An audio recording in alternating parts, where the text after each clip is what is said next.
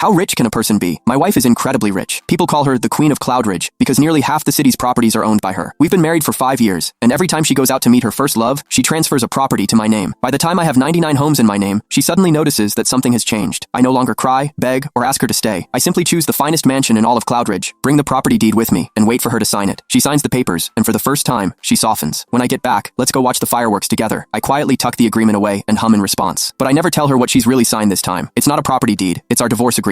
The office television was broadcasting the story of Cedric Gardner's return. Tiffany Scorsese's eyes remained on the screen the entire time, even when she accepted the property transfer agreement from me and signed it without hesitation. Parning's Manor, located in the western suburbs, was one of the most sought-after properties in all of Cloudridge. It was nearly impossible to purchase even with money, yet it held no value in her eyes, just like I did. After the broadcast ended, Tiffany appeared to be in high spirits. She casually twirled the pen between her fingers after signing, then handed the property deed back to me. I must have transferred over 60 properties to you by now. You're basically a little tycoon, she joked. The delight in her tone was undeniable, but it had nothing to do with me. It was all because her first love was coming home. I stood in front of her and simply nodded. The mansion in the western suburbs has a view of the ocean. I really like it. Back when she was pursuing me, I had rejected her 99 times. Her persistence never wavered. After her 100th confession, we got married, but her love didn't last long. It disappeared the moment Cedric returned to Cloudridge, and that day was also our first wedding anniversary. I had been basking in the candlelit dinner she had prepared just for me, waiting with quiet joy for her to come home. Instead, what arrived was a property deed and a brief apology. I'm sorry, Matthew. I missed our anniversary. Will you forgive me? I chose to ignore the heavy scent of an unfamiliar cologne clinging to her skin, and for the first time, I told her I forgave her. To make things fair, I told myself I would forgive her 99 more times. Then came the second time, the third, the fourth. Throughout our 5-year marriage, she left me time and again to be with Cedric. Eventually, she stopped offering explanations. Before going to see him, she would simply hand me the deed to a new property. From the first to the 99th, I forgave her every single time. Now, this was the 100th. But after this, I'd no longer need to forgive her. That realization made me smile. I looked at her calmly, no longer weighed down by emotion. She froze for a brief second, then averted her eyes. At that moment, I saw something unusual in her expression, a hint of reluctance. After hesitating for a moment, she said quietly, "When I get back, I'll take you to see the fireworks." In the past, even the smallest display of kindness from her would give me false hope. I would beg, and I would end up heartbroken, because every time, she would pry my fingers off hers one by one and walk away without mercy, leaving behind just 2 words. "You're insane." But I had already gone insane 99 times. Now that the 100th time had passed, I didn't need to keep lying to myself anymore, because hidden among the documents I handed her today was a divorce agreement. In 30 days, Tiffany and I would have nothing more to do with each other. There were 25 days left until our divorce was finalized. For the past 5 days, Tiffany's usually quiet social media had become unusually active. During the day, she and Cedric fed pigeons in the plaza. At night, they watched parade floats from the rooftop of a hotel beside the amusement park. I saw every step they took and every place they went together. As for the promise she made to me, I was sure she had already forgotten it. I got up and began packing. The floor was still a mess of scattered clothes and half-open luggage. That was when I received a call from her assistant, Gillian Ferguson. "Mr. Marsden, don't forget the fireworks show at 8 tonight on Wilhelm Bridge. If anything goes wrong, Mrs. Scorsese will absolutely kill me." In the 5 years I had been married to Tiffany, Gillian was the only person who knew the truth about our marriage. Not wanting to make things harder for her, I said I would go. But when I